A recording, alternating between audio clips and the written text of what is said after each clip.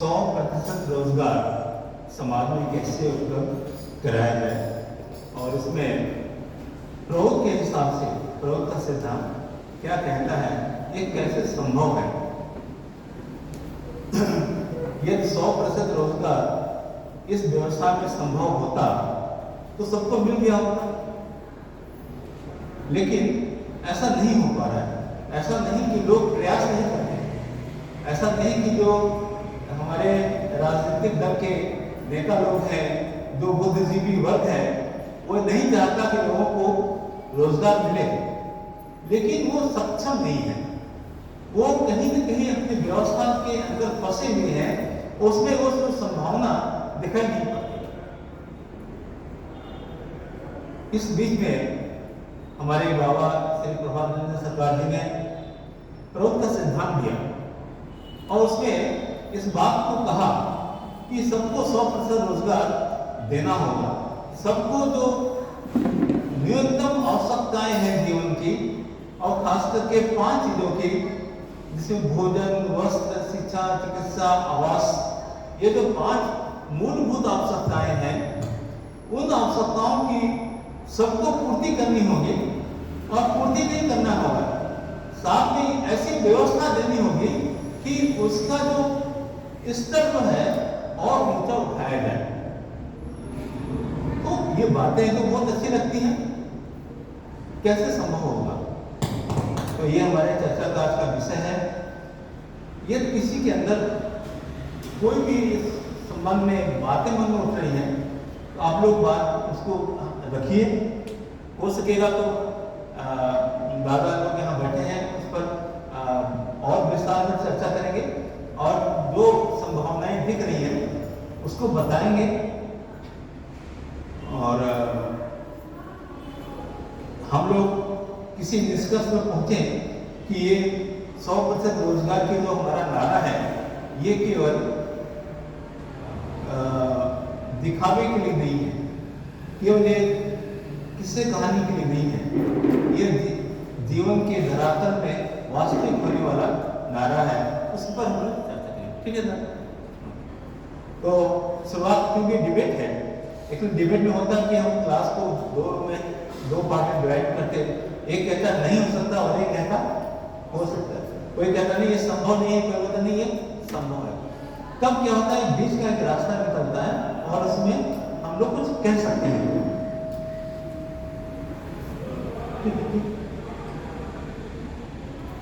तो क्योंकि हम लोग की संख्या थोड़ी कम है, तो मन में जो भी विचार आते हैं आप लोग विचार रखिए, फिर हम लोग उस पर उस चर्चा को आगे बढ़ाएंगे।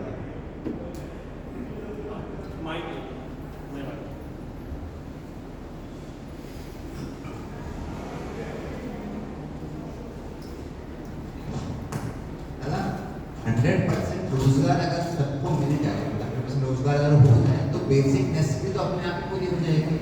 तो अगर हम कैपिटलिज्म में कि सबको 100% रोजगार दे दें, तो बेसिक नेसेसिटी का तो पॉइंट खत्म होता है। तो फिर दोनों अलग अलग पॉइंट प्राउड में क्यों है?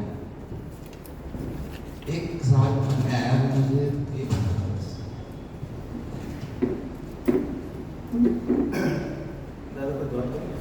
क्या बोले, दो अलग अलग कौन सा पॉइंट? अगर 100% रोजगार आज कैपिटल में हो जाए, तो बेसिक नेसेसिटी सबकी अपने आप पूरी हो ही जाएगी। जैसे हमारे पास आज है जॉब, तो हमारी बेसिक नेसेसिटीज पूरी हैं। अगर वही हम सबके लिए कर सकें, सिर्फ रोजगार ही दे दें, तो बेसिक नेसेसिटीज पूरी होती हैं। तो प्राउड में ये दोनों चीज़ अलग अलग क्यों है? अगर हम एक ही चीज़ बोलेंगे 100% रोजगार देंगे, तो जो हर एक का फुलफिलमेंट का प्रॉमिस है, वो अलग से क्यों दिया गया है?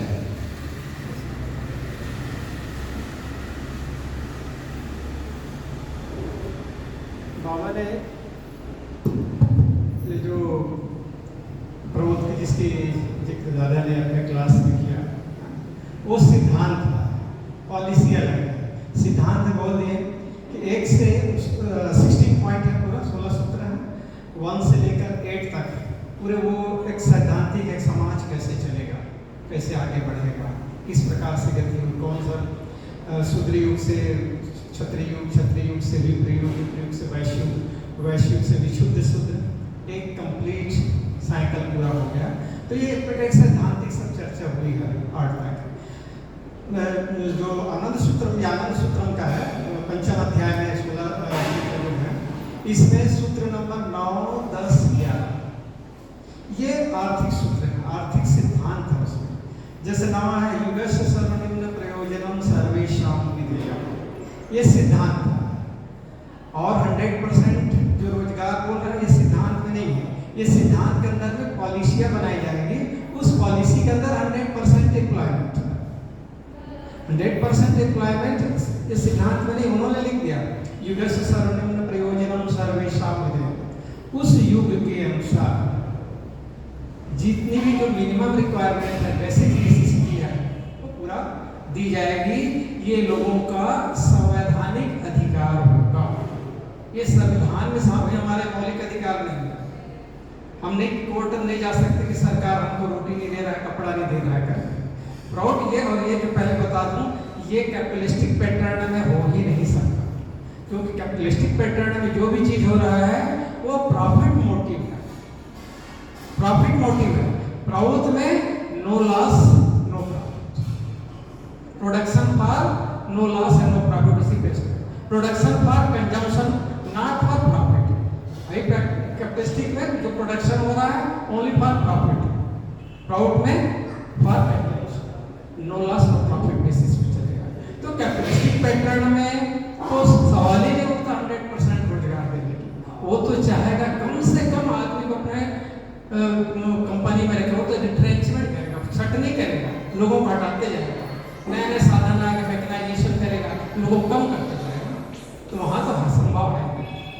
तो ये प्राउड में है युगस्य सर्वनिम्न प्रयोजनम सर्वेषां विधेयः, ये सबको बेसिस है। अभी के वर्तमान में रोटी, कपड़ा, मकान, शिक्षा, चिकित्सा ये मिलेगा।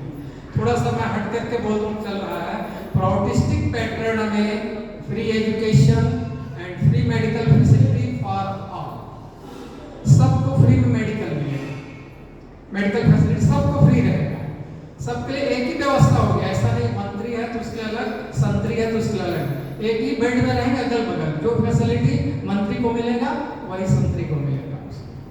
ऐसा में क्या होता है, जिसको इलाज कराना मंत्री विदेश में जाता है, उन्हीं के बनाया हुआ हॉस्पिटल, लेकिन इलाज नहीं करवाता, बाहर जाता है।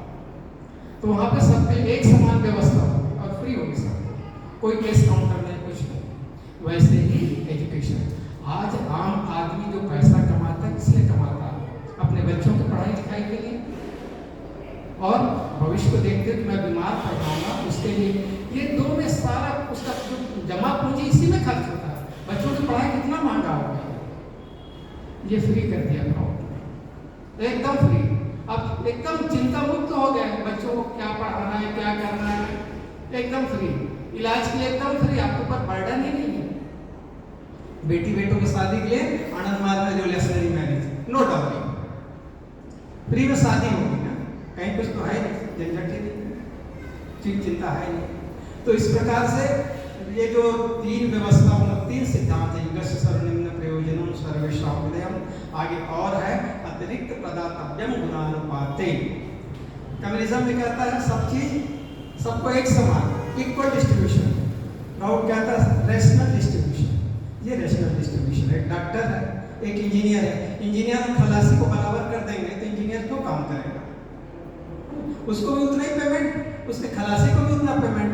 तो इंजीनियर की जो कैपेबिलिटी, उसकी एबिलिटी धीरे धीरे वो लेता हो, डॉक्टर को उतना, कंपाउंडर को भी उतना ही।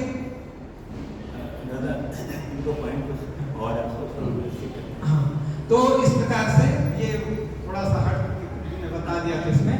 तो ये कैपिटलिस्टिक पैटर्न में तो संभव नहीं है, ये प्राउडिस्टिक में होगा। और प्राउडिस्टिक पैटर्न में जो सिस्टम है वो 100% रोजगार मिलेगा। अब 100% रोजगार के लिए इसी पे बेस्ड बाबा ने बनाया है पॉलिसी में बैलेंस इकोनॉमी।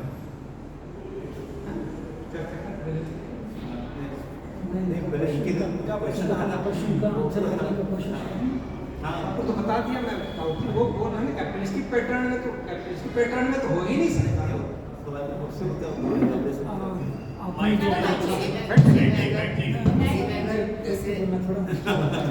उसी में मैं एक पॉइंट और ऐड करना चाहूँगा कि जो फ्री पॉलिसी आज चल रही है, जैसे गवर्नमेंट फ्री अनाज बांट रही है ना, हम देखते हैं गांव में जो व्यक्ति जिसको जिस फैमिली को पूछता हूँ, एक मिनट। सॉरी, तो जो फ्री पॉलिसी आज चल रही है, जैसे कि हर फैमिली को 5 किलो अनाज राशन फ्री दिया जाता है, तो मैं देखता हूँ कि उसके कारण घर के लोग काम नहीं करना चाहते हैं। इवन गांव में भी आप जाइए, खेती करने के लिए आपको मजदूर नहीं मिलेगा। उसका कहीं ना कहीं ये फ्री पॉलिसी एक बहुत बड़ा उसके पीछे एक रीज़न है। आज हमारे यहाँ क्या कहते हैं, मेडिकल फ्री नहीं है, इसके कारण कुछ लोग फिर भी काम कर रहे हैं। अगर क्राउड हर चीज फ्री कर देगा, बेसिक नेसेसिटी, तो उनका काम करने का मोटिव कहाँ से आएगा उनके पीछे? माइंड में बताएंगे ना, कोई चीज़ बताएंगे। तो आपका बेसिक फर्स्ट क्वेश्चन जो था 100% एम्प्लॉयमेंट और ए मिनिमम गारंटी, दोनों अलग अलग क्यों बताया गया है? PROUT it's your first question. तो इसलिए बताया गया है, PROUT doesn't want to give minimum essentiality free of cost. जो आज जो कहते हैं फ्री बीस या गवर्नमेंट फुकट में जो दे रही है, जो घर में बैठे बैठे इन कर्नाटका का गवर्नमेंट सब लेडीज़ जो SBI कार्ड वाले हैं 2000 रुपये पर महीने it will be credited to their account. और दूसरा बस फ्री पूरे विद इन द स्टेट जो भी करेंगे पूरा बस फ्री।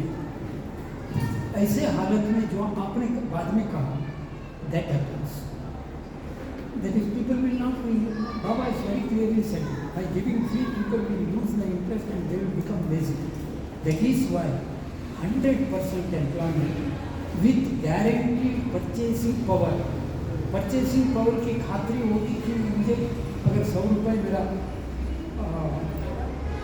माइक पास, आमदनी है, mic pass. if it is my income, whether it is 100 rupees, 200 rupees or जितना भी हो, when it is my income or salary, employment does not mean only कहीं गवर्नमेंट का नौकरी मिले, ऐसा नहीं है। जहाँ भी काम करो तो काम का जो प्रतिफल मिलता है उसको परचेसिंग पावर इतना होगी कि वो अपने न्यूनतम आवश्यकताएं वो पूरी कर सके बाई पेइंग। जैसे उसको फूड चाहिए, वही लगेगा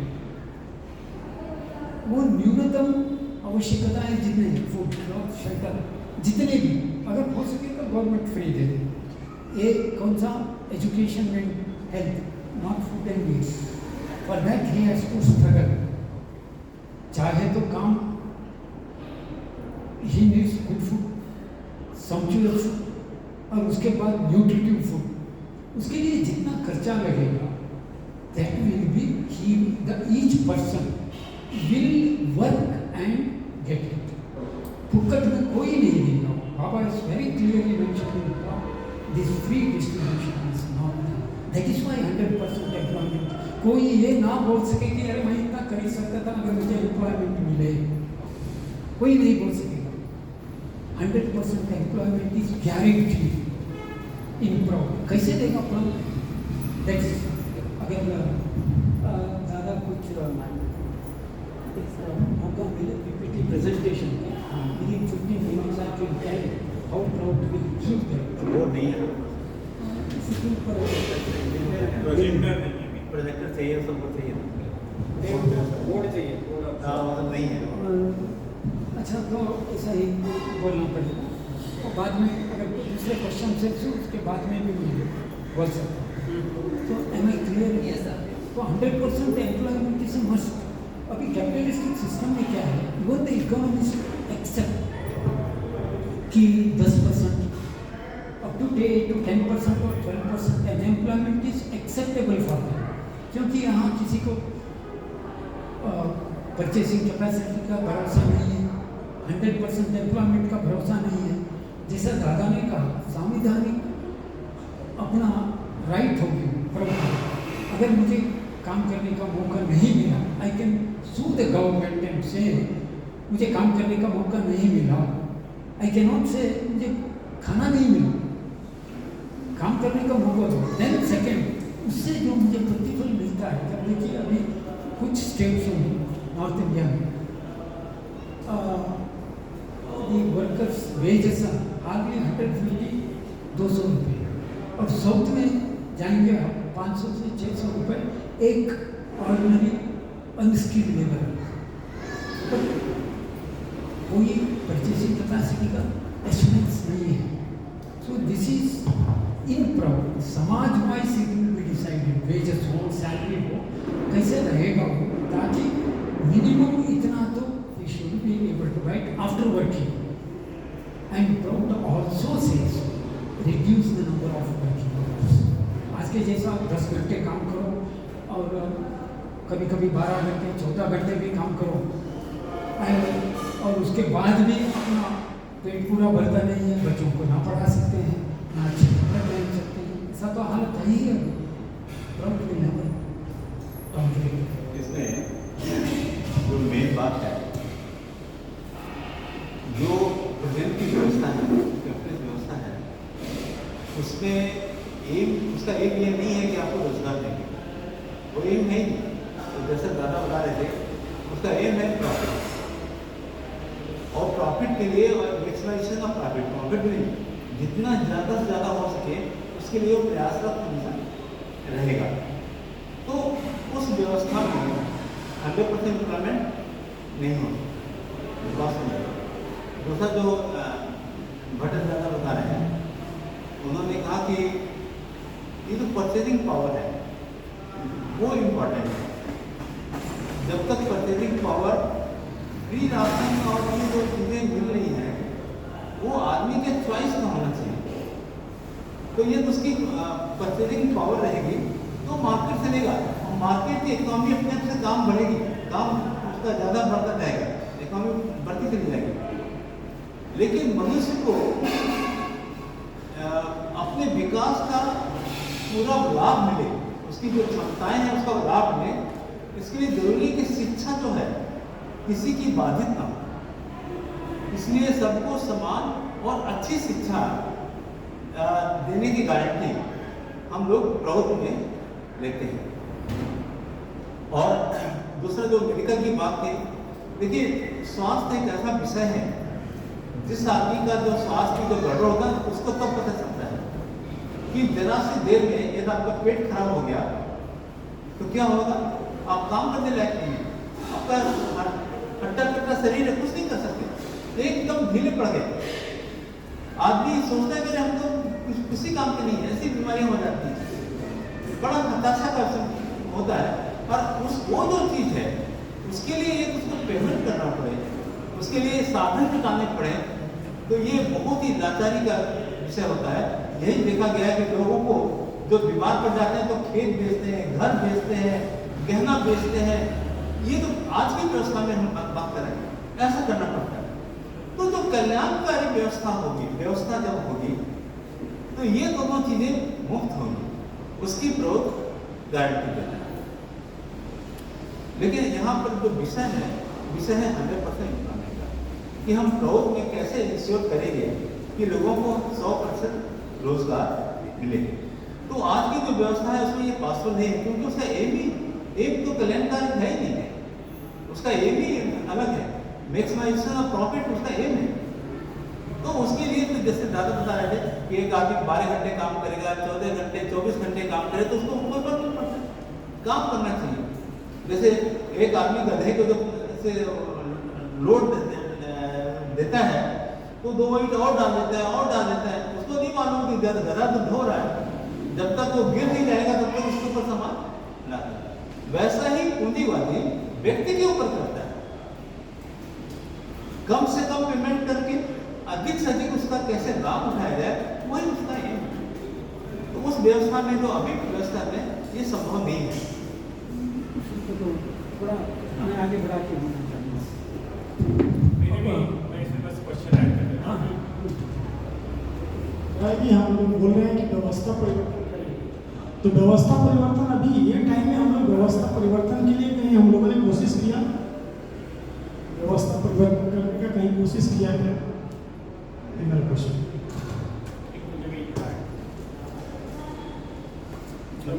मुझे बस पूछना था इम्प्लीमेंटेशन पॉइंट्स के पॉइंट ऑफ व्यू से, कि हम बोल रहे हैं फ्री एजुकेशन देंगे, हम फ्री मेडिकल ट्रीटमेंट देंगे, या फिर हम बोले सबको एम्प्लॉयमेंट का तो चलिए बता दिया कि हम बेसिक नेसेसिटीज़ डिफाइन कर लेंगे, पर हम कैसे करेंगे, कौन से बेसिस पे करेंगे, क्या पॉइंटर्स होंगे डिसाइड करने के, और ये अगर फ्री होगा तो वो आएगा कहाँ से और कैसे चीज़ें हम सोच सकते हैं। इसके लिए your question will be answered exactly, क्योंकि ये सब सुनने के बाद you will be able to understand। और आपका क्वेश्चन जो रहा है व्यवस्था परिवर्तन के लिए हमने क्या किया,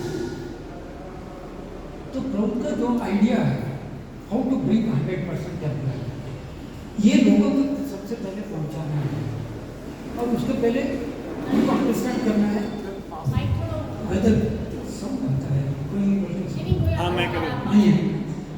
तो इससे क्या होता है, we should know how PROUT can create this 100% employment. सबसे पहले बाबा दादा ने जो कहा कि production for consumption and not for profit, इसका थोड़ा विस्तार करना चाहूँगा मैं। क्या आज जो कंपनियां जो प्रोडक्ट्स करते हैं क्या कंजम्पशन के लिए नहीं करते हैं? अगर कोई उनका कंजम्पशन नहीं है तो वो क्यों प्रोड्यूस करेंगे? जैसा कुर्सी बनाया किसी कंपनी में, अगर ये कुर्सी लेने वाला नहीं है तो कंपनी क्यों इसको प्रोड्यूस करेगी? तो क्या डिफरेंस है when we say production for consumption not for profit? इसका पीछे जाना पड़ेगा। यूटिलाइजेशन ऑफ रिसोर्सेस, जो अपने संसाधन है उसको हम कैसे और किस उद्देश्य उसका उपयोग करते हैं, और संसाधन क्या क्या है। कंसेप्ट ऑफ रिसोर्सेस आज के इकोनॉमिस्ट जो हैं उनके कंसेप्ट ऑफ रिसोर्सेस है सिर्फ फिजिकल रिसोर्सेस, जो नेचुरल रिसोर्सेस को जो पृथ्वी के ऊपर मिलता है या पृथ्वी के अंदर मिलता है, इतना ही physical resources are the concept of resource. ये अपना 16 सूत्र में 2 सूत्र तो कहते हैं द कंसेप्ट ऑफ रिसोर्सेस। अपना concept Munde, supramundan and spiritual potentialities of the individual as well as the world, of the universe. Then physical and psychological or intellectual resources of individual as well as the collective body, इसको भी हम resources मानते हैं, which the present setup or present thinking does not accept it or bother to know about it। इनके लिए land labour capital है, उसमें labour का क्या है, इंटेलेक्चुअल लेबर को भी ले लेते हैं, but use of intellectual labour उनका जो है उसका उपयोग है वो अपना प्रॉफिट बढ़ाने के लिए। तो इसमें क्या हो गया, एक उदाहरण देता हूँ, I will try to explain this. समझिए यहाँ एक नदी बह रही है, एक छोटी सी ए स्मॉल रिवरलेट बह रही है, पानी है। तो मैं गाँव में रहता हूँ, एक गाँव वाला होकर मैं सोचता हूँ अरे मेरा यहाँ ये जा रहा है, ये पानी के लिए मैं थोड़ा एक छोटा सा बंद लगा दूँ, यानी डैम, एक छोटा सा डैम बना दूँ। डैम में बड़ा होता है बट इट्स वेरी स्मॉल, बड़ा दूँ तो अपने गांव की खेती के लिए, ये कृषि के लिए ये पानी मिल सकती है।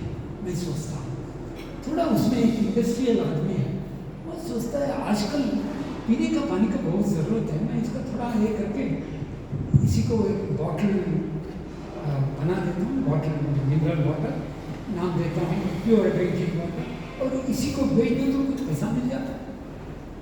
तो बाद में तीसरा आदमी आता है, वो सोचता है यही पानी को मैं, अगर बिजली तो है वो गाँव में, बिजली भी है पानी भी है, मैं इसी को सॉफ्ट ड्रिंक में बदल दूँ, एक सॉफ्ट ड्रिंक में बदल दूँ तो इसका क्या होगा है, मैं और ज़्यादा कमा सकता हूँ इससे। तो और एक आदमी आता है, आजकल लोग बियर, वाइन, ब्रांडी, विस्की बहुत पसंद करते हैं, तो ये पानी तो इतना अच्छा है, क्योंकि वो ब्रांडी, विस्की, बियर वगैरह बनाने के लिए बहुत पानी चाहिए। अगर वो 1 लीटर बनाते हैं उसमें 10 लीटर उसका वेस्टेज में चला जाता है, 10 या 20 लीटर। तो उसमें इतना पानी है, मैं अगर एक यहाँ इसका एक फैक्ट्री लगा दूँ तो मेरे लिए ये सब बहुत फ़ायदेमंद हो सकता है। ही विल थिंक, तो सब लोग एप्लीकेशन डालते हैं तो लाइसेंस किसको मिलता है? जो पावरफुल पॉलिटिकली है, जो इकोनॉमिकली। इसका एक लिविंग एग्जांपल है, तमिलनाडु में ऐसा ही एक स्कीम था। तो वहाँ कोका कोला कंपनी ने अप्लाई किया, we want to use it, and वही पानी को वही के लोग कृषि के लिए उपयोग कर रहे थे। तो एक कोर्ट में गया एक केस, तो वो लोगों ने कोर्ट में गए, तो कोर्ट में जाने के बाद स्टे मिला एक कंपनी को, जो परमिशन दिया था उसको स्टे मिल गया। बाद में फिर वो आगे के कोर्ट में चले गए। दैट कोर्ट से ये लोगों ने जो परमिशन दिया as per present rule, panchayat का परमिशन दिया, उसके बाद जिला पंचायत या डिस्ट्रिक्ट का परमिशन दिया, एंड गवर्नमेंट का जितना परमिशन चाहिए था दिया। That's why they are right to use it. तो उनका फैक्ट्री आ गई। It's a fact which happened for years. तो इसका मतलब है यहाँ प्रॉफिट मैक्सिमाइजेशन के लिए जो संसाधन यूज हो सकता है, उस पर्पस से संसाधन यूज होता है। प्राउड का मतलब है फॉर कंजम्पशन। अगर प्राउड की गवर्नमेंट होगा, प्राउड की प्रिंसिपल अगर इम्प्लीमेंट होती तो बोलते हैं नहीं, इसका ये पानी का पहला राइट होगा लोकल लोगों को लिए। और यहाँ कृषि के लिए जिस पानी की ज़रूरत है तो कृषि के लिए पहले होगी, तुम्हारा सॉफ्टवेयर के लिए नहीं मिलेगा। उसके बाद पानी बच गया तो ये तुम बॉटल वाटर बना सकते हो। तब तक के लिए बॉटल के लिए पानी के लिए भी परमिशन नहीं मिलेगा, क्योंकि लोगों को, वहाँ के लोगों के लिए पीने की पानी पहले चाहिए। Local needs are to be met first. तो ये डिफरेंस है। तो ये रहा कंजम्पशन। और इसके बाद 100% एम्प्लॉयमेंट कैसे हो सकता है? प्राउड का प्लानिंग। प्राउड का प्लानिंग क्या है? We have block level. उसका पर्पस क्या है? ब्लॉक लेवल प्लानिंग का main purpose to utilise the local resources in such a way that 100% employment is possible. उस तरीके से हम उसको उपयोग करेंगे। जो इंडस्ट्री लगाने वाले हैं इन्हें प्राउड की सब मॉनिटर इकोनॉमी, ऐसा फ्री इकोनॉमी नहीं है जो मुझे मन पसंद आया I will start using the resources, ऐसा नहीं है। ये ब्लॉक में जितने भी संसाधन हैं, पानी हो, बिजली हो और मिनरल्स हो, जो भी हो, इसका उपयोग ऐसा प्लान किया जाएगा ताकि 100% एम्प्लॉयमेंट हो सके। दैट इज ग्रोथ की खूबी है प्लानिंग। अब तो प्लानिंग ऐसा नहीं हो रहा है। सो 100% employment looks like a mirage. ये तो हो ही नहीं सकता, ये तो सपना निकला है अभी। और ग्रोथ में ये सपना नहीं होगा, इससे रियलिटी। और दूसरा होता है टू क्रिएट 100% एम्प्लॉयमेंट समाज मूवमेंट। समाज मूवमेंट का एक पॉइंट, बाकी पॉइंट के बारे में मैंने बताया, एक पॉइंट है give importance to the local products। Local जो प्रोडक्ट्स आते हैं उसके लिए इम्पोर्टेंस दे दो, maximum importance to that, maximum use of that. और बाहर के जितने भी प्रोडक्ट हैं उसको बाहर रखो। क्यों? इसलिए कि अगर बाहर के प्रोडक्ट आ गए, हो सकता है अपना प्रोडक्शन का लिमिटेशन हो जाएगा, इसका मार्केट नहीं रहेगा। तो प्राउड क्या करता है? कैसे इसका मार्केट बनाए? हो सकता है इनिशियली अपना मार्केट और जो प्रोडक्शन है अपने समाज का क्वालिटी इतना अच्छा नहीं होगा इन द इनिशियल स्टेज, बाद में नहीं, पहले। और इसको कैसे हम लागू कर सकते हैं प्रैक्टिकली? यहाँ आता है समाज सेंटिमेंट, कल्चर, लैंग्वेज में अपना ये मेरा सह्याद्री समाज में बनाया हुआ है, थोड़ा कॉस्टली भी है, थोड़ा क्वालिटी में कम है, मगर कल इसका क्वालिटी इम्प्रूव हो जाएगा, इसलिए मैं यूज़ करूँ। ये कैसे आएगा? सेंटिमेंट के द्वारा नहीं तो नहीं आता। ये सेंटिमेंट को तो बढ़ाना समाज मूवमेंट का काम है। तो इस कारण 100% एम्प्लॉयमेंट जो it is practical, it is not simply theoretical, it is practical and proud thinking.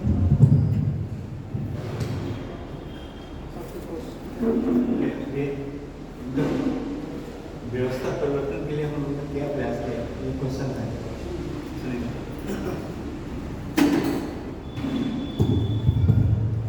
व्यवस्था परिवर्तन तो बताया नहीं कि सर व्यवस्था परिवर्तन कब होगा, जब हम लोग सरकार में आएंगे। हम लोगों का प्रयास चलता रहेगा लोगों को जगाने का कि प्रौद्ध की वाणी जन जन में फैलाना, यही रहेगा। क्योंकि व्यवस्था परिवर्तन कौन करता है, सरकारें करती हैं। तो सरकार में आने के लिए समाज आंदोलन के माध्यम से मजबूर कर दें लोगों को कि इस सरकारों को गिराओ, दूसरी सरकार। अवेयरनेस प्रोग्राम चलाना है।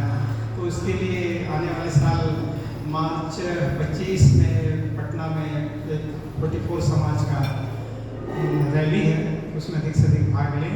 और उसका एक रिहर्सल के रूप में अभी सितंबर में एक डिस्ट्रिक्ट लेवल में जहाँ पर जो समाज बहुत एक्टिव है, जैसे बिहार के समाज है, उनका समाज, मिथिला समाज, भोजपुरी समाज है, मध्य समाज बहुत एक्टिव है। तो वो लोग डिस्ट्रिक्ट लेवल पे धरना देंगे।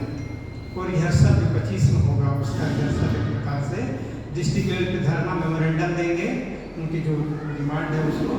वो डिमांड पूरे सबके लिए एक साथ बनेगा। उसमें मैंने कुछ पोस्टर भी बनाया उसके लिए, वो दादा लोग बोले थे पोस्टर बना के रखा है। हमको चाहिए आर्थिक आज़ादी के ऊपर से पोस्टर भी फाइनल हो गया, उसको भी ये नहीं किए हैं, बनाया नहीं है पूरा। तो एक चल रहा है कि ये डिस्ट्रिक्ट लेवल पर, और जो समाज अभी जैसे सह्याद्री समाज है, तो कम से कम पूरे सह्याद्री समाज का एक रिप्रेजेंटेशन कम से कम 25 सितंबर को कहीं पर भी, एक से अधिक हो तो और अच्छी बात है, मुंबई में करें, पुणे में करें, जहाँ पर भी कर सकते हैं अधिक से अधिक, लेकिन कम से कम एक होना चाहिए। ये व्यवस्था परिवर्तन लोगों को जगाने का ये चल रहा है। मैं थोड़ा सा बता दूं कि 100% एम्प्लॉयमेंट कैसे है। बाबा ने इसके जो जितने भी नंबर 9, 10, 11 जो अर्थव्यवस्था दी है, युगस्य सर्वनिम्न प्रयोजनम सर्वेषां विधेयम्, उसके बाद अतिरिक्त प्रदातव्यं गुणाः पाते, और उसके बाद है सर्वनिम्न मानवर्धनम समाज जीवन रक्षा। ये तीनों को लेकर के उसकी बहुत सारी पॉलिसियाँ बनी हैं। तो 100% रोजगार कैसे, तो 100% रोजगार को उन्होंने लोगों को बांट दिया। 30 to 40% डायरेक्ट एग्रीकल्चर। अभी हमारे देश में 55, 60, 65 कहीं पर है, अलग अलग एरिया में अलग अलग। और गवर्नमेंट भी मान रही है कि एग्रीकल्चर सेक्टर में बहुत ज़्यादा प्रेशर है। एग्रीकल्चर गवर्नमेंट का ये मानना है कि 30% से कम होना चाहिए डायरेक्ट एग्रीकल्चर। मैं टीवी में एक प्रोग्राम देखा था 1-2 साल पहले, तो उसमें जो बड़े बड़े अधिकारी आए वो बोल रहे हैं कि एग्रीकल्चर सेक्टर में 30% से कम होना चाहिए।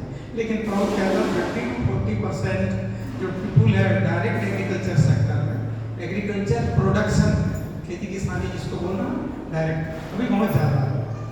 10 से 20% एग्रीको इंडस्ट्रीज, एग्रीको माने जो उसको सहायता, जैसे ट्रैक्टर है, खाद है, पेस्टिसाइड्स है, ये एग्रीको इंडस्ट्रीज है।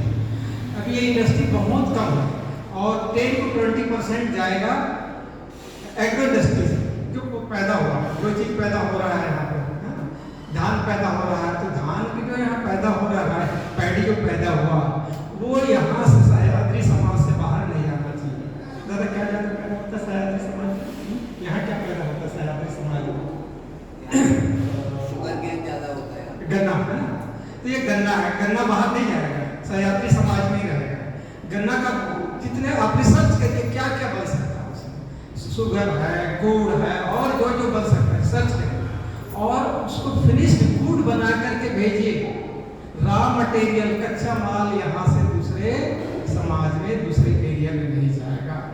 एक मूवमेंट चलाना चाहिए। एक समय झारखंड मुक्ति मोर्चा में वहाँ पे एकदम रास्ता रोको, कोई ट्रेन नहीं जाएगा, बोले यहाँ का कच्चा माल, यहाँ का कोयला, यहाँ का मिनरल कोई जाएगा नहीं बाहर। झारखंड मुक्ति मोर्चा ने अभियान चला।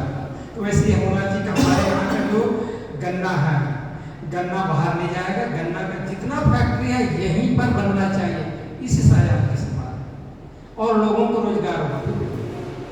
तो जो जो प्रोडक्शन हो रहा है सब यहीं पे उसके फैक्ट्री बने, बाहर में जाएगा तो वहाँ फैक्ट्री बने और लोगों को रोजगार देंगे। ये है एग्रो इंडस्ट्रीज, एग्री को। अभी तक एग्रो इंडस्ट्रीज भी कम है और एग्री को भी कम है। उसके बाद है इसी वजह से 20 to 30% लोग नॉन एग्रीकल्चर इंडस्ट्रीज में होना चाहिए। नॉन एग्रीकल्चर में क्या आ गया, जैसे प्लास्टिक ये रखा हुआ है इसका फैक्ट्री हो गया, मोबाइल का फैक्ट्री हो गया, साइकिल बनाने का, बाइक बनाने का, मोबाइल बनाने का, ये सब नॉन एग्रीकल्चरल इंडस्ट्रीज हुआ। इसमें 20 to 30% होना चाहिए। ये सब मिलाकर के 80% से ज़्यादा नहीं होना चाहिए। बैलेंस करना उसको कहीं ज़्यादा ऐसा करके मिनिमम जो रखा है उससे कम नहीं होना है, मैक्सिमम से ज़्यादा नहीं होना है, इसी के बीच में करना है।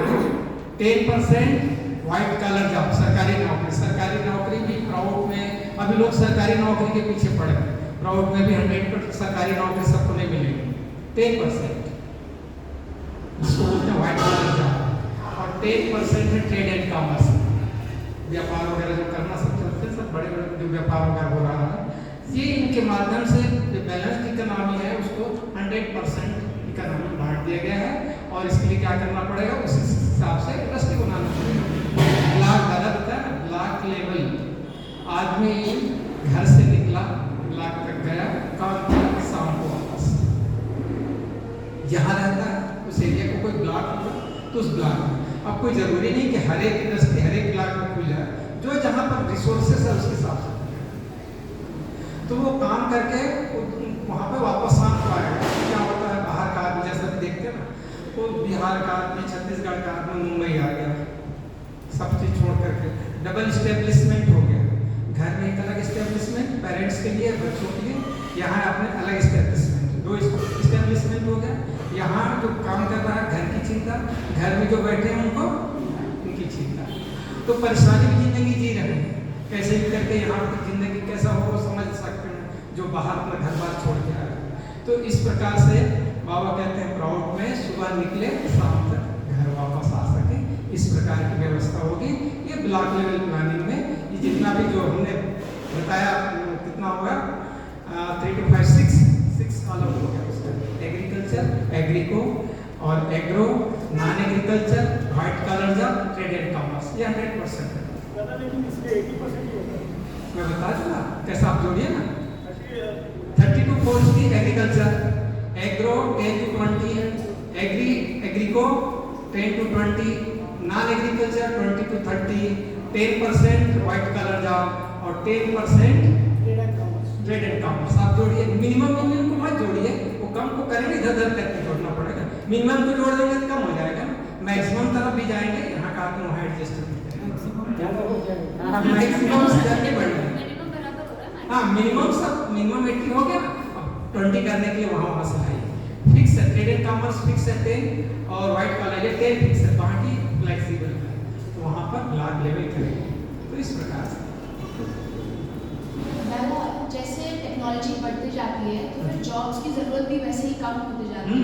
तो 100% एम्प्लॉयमेंट के लिए अभी जो करंट जॉब्स अवेलेबल है उससे भी ज़्यादा बढ़ाना है, लेकिन जो अभी कम हो रहे हैं उसका क्या करना है प्राउड के लिए उसका? हाँ, कोई बड़ी चीज़ नहीं है। वर्किंग आवर में कितना करते हैं, मान लो 10 घंटे 12 घंटे काम है ना, प्राउड में बोलता है 6 घंटा कर दो, सीधा निकालो मत किसी को नौकरी से, निकालने की जरूरत नहीं है, 6 घंटा करो ना उसको, 6 घंटे और में होता 4 घंटे करो उसको, क्योंकि ये प्रॉफिट मोटिव नहीं है। कहाँ प्राउड में अभी कैपिटलिस्टिक पैटर्न में इसकी आशा कर ही नहीं सकते, वो तो प्रॉफिट मोटिव है ना, उसको तो पैसा कमाना है, वो तो और कम करेगा, छटनी करेगा। देखिए ना, छटनी कर देते हैं, छटनी करना नहीं है प्राउड में। बोले वर्क जो एक बार जो नौकरी लग गई उसको निकालना नहीं है वहाँ से, वर्किंग आवर्स कम करो उसको, ऑटोमेशन होगा, प्राउड ऑटोमेशन का खिलाफ नहीं, ऑटोमेशन करिए, एक बेस्ट टेक्नोलॉजी यूज कीजिए, वर्किंग आवर्स कम कीजिए, लोगों को हटाइए मत, ठीक है। अभी क्या हो रहा है, आपका जो क्वेश्चन है ना कि ऑटोमेशन होने की वजह से जॉब अपॉर्चुनिटीज रिड्यूस हो जाती है और कहीं कहीं बहुत बढ़ भी जाती है। जैसे जब कंप्यूटर नहीं आए थे, जो शुरू में आए थे, तो लोगों ने इसका बहुत विरोध किया कि कंप्यूटर आने से लोगों का जॉब चला जाएगा, ये होगा, वो बहुत सारी बातें हुई। आज बिना कंप्यूटर के कुछ हो ही नहीं पा रहा और कंप्यूटर ने जॉब बहुत जनरेट की, बहुत सारी सिस्टम टेक्नोलॉजी बहुत डेवलप हुई उसके अंदर। यहाँ एक चीज हमको समझना पड़ेगा, मनुष्य किस लिए आया है पृथ्वी पर? काम करने के लिए आया है? यहाँ पर गधा मजदूरी करने के लिए आया है? हम किस लिए आए हैं? मनुष्य के आने का पर्पस तो है, तो हम किस लिए आए हैं? क्या हम 8 घंटे 10 घंटे काम करें इसलिए आए हैं? नहीं, ये नहीं है। हम आए हैं एक परम लक्ष्य के लिए, उसकी प्राप्ति के लिए। ये एक छोटा सा माध्यम है, एक छोटी सी सामाजिक व्यवस्था है कि आदमी कुछ काम करेगा समाज के लिए, तो समाज उसको इस तरह से कंपनसेट करेगी कि वो समाज को आगे बढ़ाते जाएगा। उससे ज़्यादा इसका नौकरी अपने आप में बढ़ती है नहीं है, इसको हमको दिमाग में समझना होगा। जब ये मान लीजिए ऐसी व्यवस्था हो जाए कि बहुत ज़्यादा ऑटोमेशन हो गया, सब कुछ अब आँख से देखते हैं, मन में सोचते हैं, फटाक समझ आ रहा है, अभी बटन दबाने की जरूरत नहीं है। ऐसा सेंसरी ऑर्गन्स हमारे डेवलप हो गए, टेक्नोलॉजी हमने डेवलप कर ली कि हम देखेंगे, इच्छा करेंगे, वो काम हो गया। ऐसा होगा, भविष्य में ऐसा होने की संभावनाएं हैं। तो आदमी क्या करेगा? आदमी का मैक्सिमम समय गुजरना चाहिए किसमें? फाइन आर्ट्स में। जो मनुष्य की जो सटल, जो हमारी पावर है, जो हमारे अंदर छिपी हुई प्रतिभाएं हैं, उसको हमको उजागर करना है। हमारी अपनी जो साइकिक पावर है उसको बढ़ाना है, स्पिरिचुअल पावर है उसको बढ़ाना है। किसके लिए बढ़ाना है? समाज के लिए। किसके लिए बढ़ाना? हम ज्यादा से ज्यादा सोच करके समाज के कल्याण के बारे में चिंतन करें और हम उसके लिए सॉल्यूशन दें। जरूरी नहीं कि हमको कुल्हाड़ी चलानी है, वो नहीं चाहिए, बिल्कुल काम नहीं चाहिए। हमको स्पोर्ट्स में चाहिए, संगीत में चाहिए, और भी विधाएं हैं जो कि हमें अपने इस मानसिक स्तर को ऊंचा करने में जो सहायता कर सकती हैं, उन सारी चीज़ों को हमको आगे बढ़ाना है, साधना हमको खूब करनी है। ये हमारा लक्ष्य है, जीवन का लक्ष्य। मैं पॉइंट कहना चाहता हूँ इसी संदर्भ में। ये तो प्रश्न प्रबंधन जी उठाया, आपका नाम दिव्य चंद्र, और इन्होंने जो उठाया उस पर मैं एक मेरे कुछ विचार रखना चाहता हूँ कि क्या है एआई जब आएगा तब क्या होगा। या प्रबंधन ने पूछा था कि पैसे कहाँ से आएंगे, फ्री देंगे तो, या आपने कहा था कि प्राउड की या इसकी क्या जरूरत है, कैपिटलिज्म में हो सकते हैं, अगर दे देते हैं गारंटी एम्प्लॉयमेंट तो प्राउड का मैंने क्या जरूरत है। तो हमको 2-4 चीज़ें समझनी होगी। एक तो यह है कि there is something called as a paradigm shift. जैसे कि जब डिजिटल में हम चल रहे थे और मोबाइल में आ गए, जेरोक्स वगैरह सब बंद हो गया फिजिकल और सब डिजिटल में चले, एक पैराडाइम शिफ्ट हो गया। इसी को हम कहते हैं आजकल इसमें डिसरप्टर, कि सोसाइटी में कुछ डिसरप्शन आ जाता है जिसकी वजह से पुराने कंसेप्ट या बिजनेसेस पूरे टूट जाते हैं और कुछ नया ही पैटर्न चला जाता है। पोस्ट कार्ड आज यूज नहीं करते, पोस्ट कार्ड यूज नहीं कर सकते, पोस्ट ऑफिस बंद हो रहे हैं। एमटीएनएल जो था फोन वाला वो बंद हो रहा है, वो लोग अभी बेच रहे हैं, वो बिल्डिंग है पैसा। So what happens, society is moved by dynamics which are at a very global level, and एक आदमी है, एक लोकल है, एक कंट्री है, उसको उसके हिसाब से चलना ही पड़ता है, इतना कनेक्टेड है। Coming to the whole issue, we are talking about Samaj, we are talking about proud, and we are talking about economy. So in terms of economy, आप ऐसा सोचिए कि एक कोई रीजन है या वर्ल्ड है जो कि 1000 करोड़ में चलता है, तो प्राउड का एक बाबा का बड़ा सिद्धांत है कि physical resources in the world are limited. Money is a physical resource, वो लिमिटेड है। तो उन्होंने सिंपल फॉर्मूला दिया है कि physical resources have to be not free for all, it has to be guided, monitored, controlled. तो पहला वो क्या कहते हैं कि ये जो कैपिटलिज्म का है, 4,000 करोड़ हमने बात किया, उसमें हम पेपर में पढ़ते हैं कि 50% of the money goes to the capitalist, 10% of the people, and 90% are living with that 50% of that 1,000 crore. So what Baba says in terms of crowd, this will not be allowable. For that, people have to rise. And why they have to rise? They have to rise to the social, because economy and social are connected. Society is connected. So socio-economic आ जाता है. So all are going to face the problem. So as from Samaj angle or from Proud angle, we have to raise the consciousness of the people and say that they are all going to get affected. Now what is the solution? अगर 1,000 करोड़ की output है, तो what Proud says, there is a speciality. It doesn't say that follow the existing order, where 1,000 में से 90%, that ratio which is then 50-50. Don't do that, because money goes to people who तो 10 गाड़ी आया है, 10 घर है और क्या-क्या नहीं. It doesn't say like communism कि गधा घोड़ा सब बराबर है, सब 1,000 जो करोड़ है वो सबको 1-1 करोड़ 1-1 लाख दे तो हो गया. नहीं, वैसा नहीं है. Proud says you consider the mental aspect and engineer और डॉक्टर के हिसाब से तो बाबा ने कुछ रेशियो भी बताया है. और I don't know what the actual figures are, but like he says कि सोच लो आज a sweeper is getting let's say 10,000, then there has to be a ratio of 1:10. Top person should get only 10 times more. Today what is happening? Top person is getting 100 times, 1,000 times, and million times more. So that disparity is there. So where is the money going to come from? Again, that's the question. Yeah, which Ramanjan also asked. पैसा आएगा क्या free? Ratio is 1:10. 1:10. That is the ratio. Means 1. Minimum 1 है तो maximum 10 होगा. वही मैं बोला कि अगर 10,000 अगर स्वीपर को मिलता है तो जो बॉस है उसको 1 लाख मिलेगा. तो अभी क्या हो रहा है? 1 लाख नहीं, उसको 10 लाख मिल रहा है या 10 करोड़ मिल रहा है. तो पैसा कहाँ जा रहा है? वहाँ जा रहा है. क्यों? कैपिटल इसको प्रमोट करता है. इसलिए कैपिटलिज्म आपके प्रश्न को भी छोड़ेगा नहीं, वो तो कैपिटल लेगा पैसा. तो प्राउड ये कहता है कि आपको जो पैसा है ये आपको ऐसा घुमाना होगा. घुमाना in the sense redistribute and your local body and everything, where first criteria is everybody gets employed.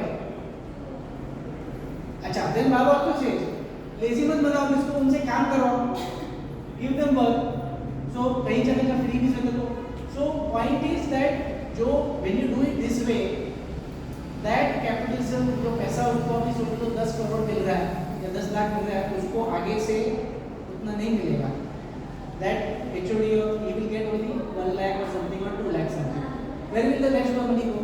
Rest of the money will go to that free education, to the free healthcare and everything. So money is there today in the system. In the whole world there is a lot of money. The problem is it is a resource.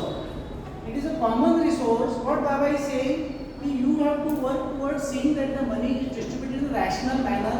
So teacher gets at a higher level, your people gets at a lower level, but the gap should not be too much. And to do that, he says कि there will be a cap, यानी no person will be allowed by the collective body to accumulate money over a particular limit. All these the people will decide.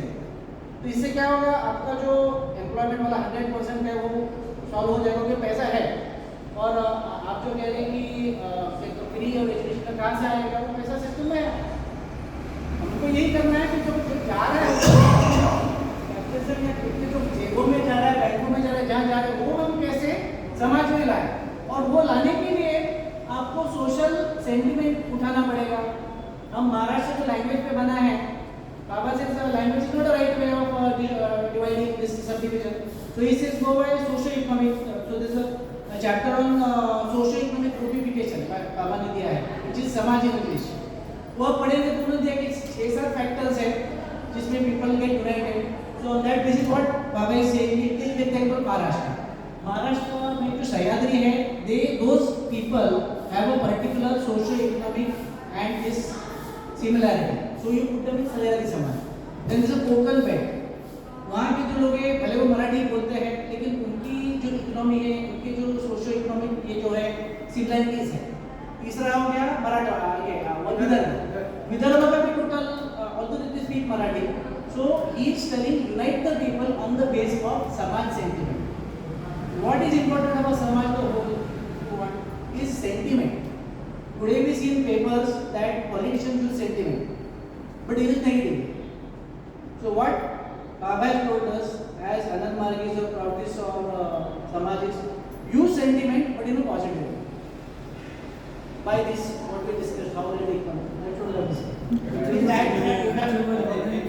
Yeah. Use the sentiment whichever unites many. Yeah. Discard the sentiment divides many. Right.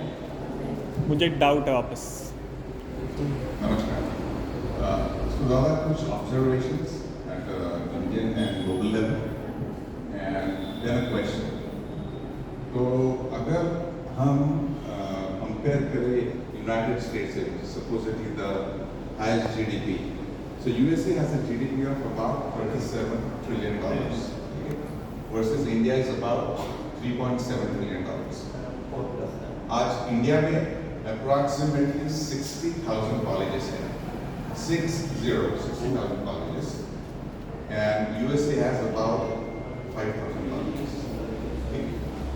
India में हमारे पास 850 USA में 850 engineering colleges है और India में 8,500 engineering colleges है.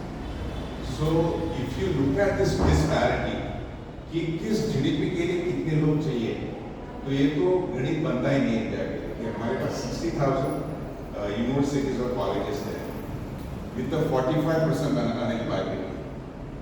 So my question is, we're talking about solutions. My question is, have you defined the problem? Or शायद problem is population, right? Macro economics की बात कर रहे हैं, माइक्रो की नहीं. आप सब माइक्रो की बात कर रहे हैं, जिला की बात कर रहे हैं. लेकिन लंबी सोच देखी जाए कि why America with 700 colleges can manage a 37 trillion economy versus India with so many people. तो the thought process अभी की जो व्यवस्था है, तो 45% employment is perfect by calculation. उससे ज़्यादा एम्प्लॉयमेंट बढ़नी चाहिए, कम नहीं होनी चाहिए. तो एक ऑब्जर्वेशन है, और शायद फोकस करें प्रॉब्लम क्या है इंडिया का. हम सॉल्यूशन ढूंढ रहे हैं. What is the problem?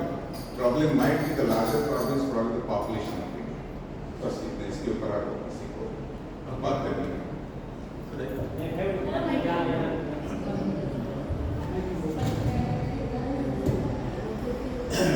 हम लोग का डिबेट है 100% एम्प्लॉयमेंट कैसे दिया जाए, उसके ऊपर बहुत सारी बातें कर रहे हैं.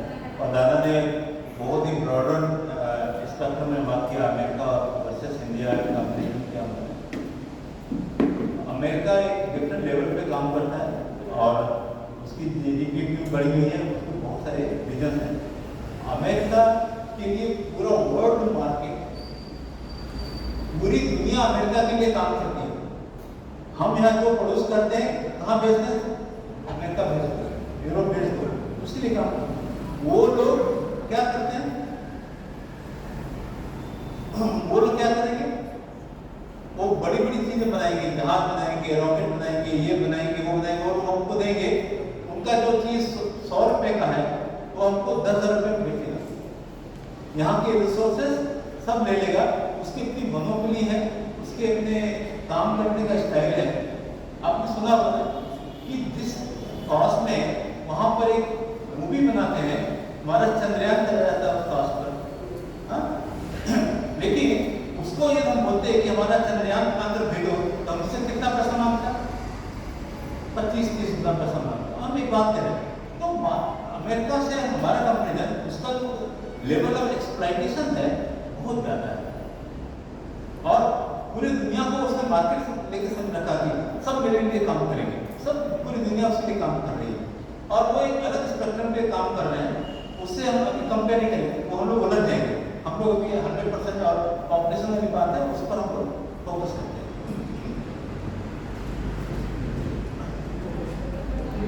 हम दोनों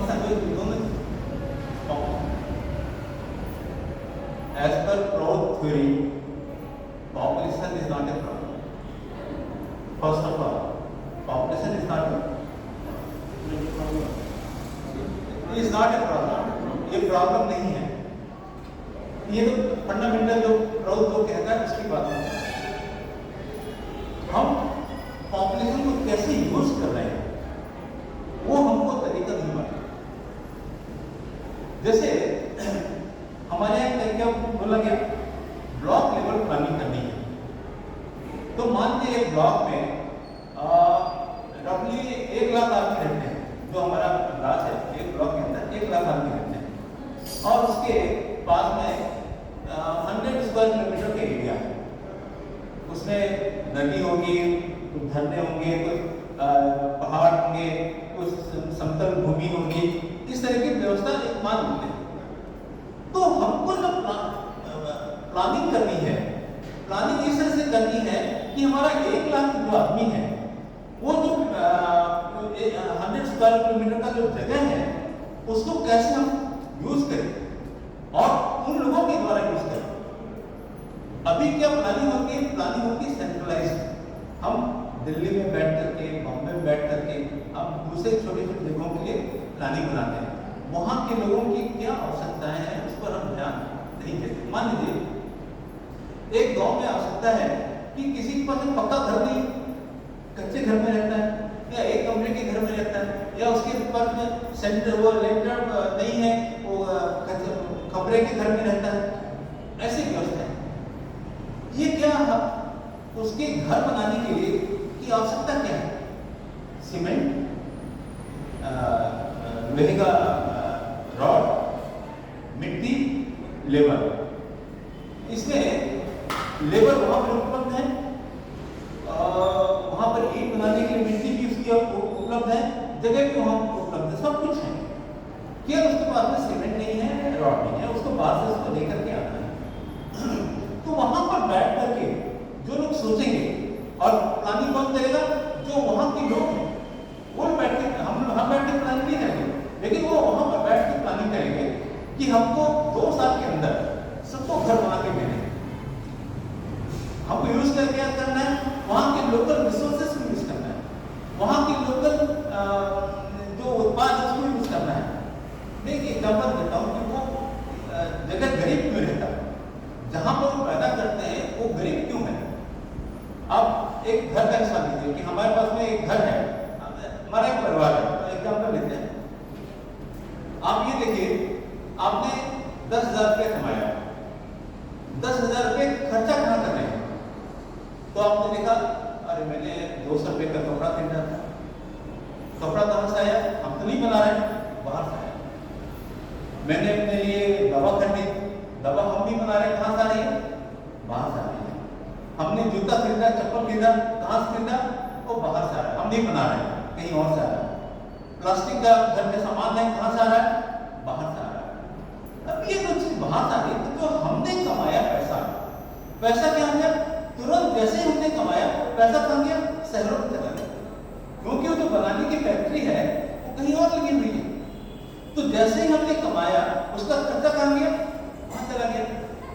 यदि वहां का पैसा वहां नहीं रहेगा, उसका सर्कुलेशन उस जगह पर नहीं होगा, इकोनॉमी नहीं बढ़ेगी उसकी, वो हमेशा गरीब बना रहेगा। तो हमको क्या करना है कि हमारी जो आवश्यकताएं हैं जहां तक पॉसिबल है हम वहीं पर बनाएंगे।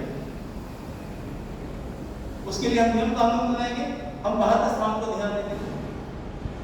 ये जैसे ही हमने व्यवस्था, तो जरूरी नहीं कि हर एक चीज ब्लॉक में बने, कुछ होगा जिला लेवल में बनेगा, कुछ होगा समाज के लेवल में बनेगा, कुछ होगा कि हम समाज में भी नहीं कर सकते हैं, हम उसको कहीं और से लेंगे, और से लेंगे तो किस व्यवस्था में लेंगे?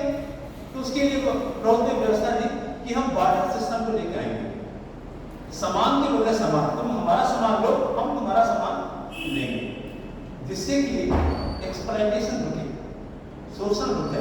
अभी क्या होता है कि जहां पर जो चीज है जो होती है इतना सस्ता में लोग लेके जाते हैं, उसी चीज को जब रिसाइकल करके हमारे पास आती है उसकी कीमत कई गुना ज्यादा होती है। तो जो वैल्यू एडिशन है उसका फायदा कोई और लेके जा रहा है, उसको फायदा उसको नहीं मिल रहा, वहां के लोग नहीं मिलता है।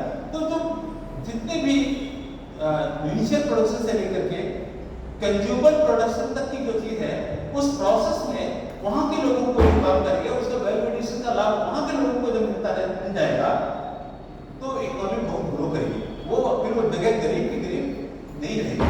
क्राउड इस बेसिक सिद्धांत को लेकर के चलता है और इस तरह से हम इंश्योर कर सकते हैं कि लोगों को 100% एम्प्लॉयमेंट मिलेगा। दूसरा चीज और है, क्राउड में एक पहले बात की जाती है, you will not search for job, job will search for you.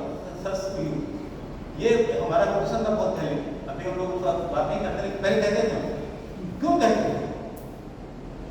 जिसमें बाबा थे उसमें ये कोटेशन शुरू किया गया था। क्यों कहते थे? क्योंकि जब बाबा ने जो प्लानिंग की, ब्लॉक लेवल प्लानिंग की व्यवस्था दी, समाज लेवल प्लानिंग की व्यवस्था दी, तो वहां पर उन्होंने इंश्योर किया कि वहां की आवश्यकताओं को जहां तक हो सके वहां के लोगों के द्वारा ही पूरा किया जाए, तो वहां का जो पैसा है वो बाहर नहीं जाएगा। आज क्या होता है, जैसे ही गांव में पैदा हुआ अनाज तुरंत एक दूसरा आदमी खरीद कर ले जाएगा और फिर वहां से फिर वापस जब गांव में आएगा कि तो कई तरह रेट पर आ जाती है और उसको जो फायदा नहीं मिलता। मैं एक एग्जाम्पल देता हूँ। मान लीजिए एक गांव में गेहूं पैदा कर रहा है, कोई आदमी गेहूं तो नहीं खाता, कोई नहीं गेहूं खाता, हम क्या खाते हैं? आटा। तो किसान आटा को भी बेचता है, गेहूं भी बेच रहा है। यदि वो आटा बेचेगा तो उसको फायदा होगा ना, क्योंकि जो उसका वैल्यू एडिशन है उसका फायदा कोई और लेके जा रहा है। तो ये तो वहां के गांव में फिर क्या है, मिडिल लेवल पर वो फायदा तो मुमकिन नहीं है। इसके लिए कोऑपरेटिव सिस्टम दिया जो क्राउड को ले उसको मान कर सकता है। तो हम क्राउड में कोऑपरेटिव के द्वारा वहां के उत्पाद का जो गेहूं होगा, हम गेहूं बाहर नहीं भेजेंगे, हम आटा भेजेंगे। जब आटा भेजेंगे तो वहां के लोगों का एम्प्लॉयमेंट बढ़ गया, वहां के लोगों को रोजगार बढ़ेगा। प्लस गेहूं मान लीजिए 20 रुपए किलो है और आटा 30 रुपए किलो बिकता है, तो 10 रुपए का जो मार्जिन है वो कहाँ है? उस समाज को मिल गया, जिस समाज की व्यवस्था की उसको 10 रुपए ज्यादा मिल गया। ये एग्जाम्पल था। ऐसे बहुत सारे एग्जाम्पल्स हैं जिसको कि जब हम बात करेंगे तो हमको समझ में आएगा कि ये बात क्या है और कैसे 100% इम्प्लॉयमेंट पॉसिबल है। आज की व्यवस्था में पॉसिबल नहीं है, वो बिल्कुल सही है, क्योंकि इसका मोटिव अलग है या प्रॉफिट मोटिव है। लेकिन जब ग्रोथ की व्यवस्था होगी तो कल्याणकारी व्यवस्था होगी। यहाँ पर हमारे लिए मैन इंपॉर्टेंट है, ह्यूमन लाइफ इंपॉर्टेंट है, ह्यूमन वैल्यूज इंपॉर्टेंस है, मनी इंपॉर्टेंट नहीं है। फिर आप ये कहेंगे तो इकोनॉमी कैसे चलेगी? क्वेश्चन तो पूछ सकता है, इकोनॉमी कैसे चलेगी? इकोनॉमी चलेगी, इकोनॉमी पे भी चलेगी और बेटर चलेगी। और उसके लिए प्रोजेक्शंस है कि जब लाइफ बेटर होती है, लोगों के अंदर ये तकलीफें कम होती हैं, तो समाज में शांति और आनंद की जो एक अलग धारा बहेगी। आज के जो समाज में ये जो तकलीफें हैं उसकी वजह से समाज गंदा है, उसकी वजह से समाज में सारी प्रॉब्लम है। इन तकलीफों को जितना हम कम करते जाएंगे समाज उतना अच्छा होता है। दो पॉइंट ऐड करना चाहूँगा। आपने जो अमेरिका से तुलना कर रहे, American economy is not suffering because of debt. American debt track is so much is more than its GDP. GDP से ज़्यादा उनका डेट हो गया है, तो उनका प्रॉब्लम बढ़ते जा रही है।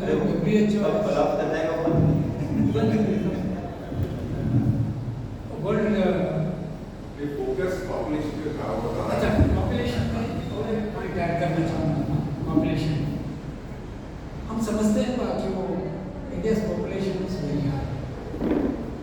It is beyond our capacity to maintain and sustain it. So 15 साल पहले there were two reports.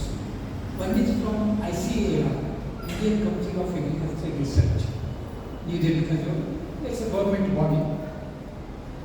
जब उनकी बात आई तो जैसे 15 साल पहले का टेक्नोलॉजी इनका अपने किसान लोग ये टेक्नोलॉजी को प्रॉपरली अडॉप्ट करें and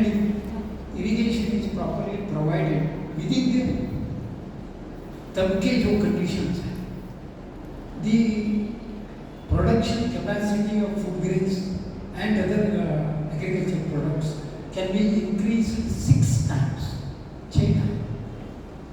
So that will never create shortage of food.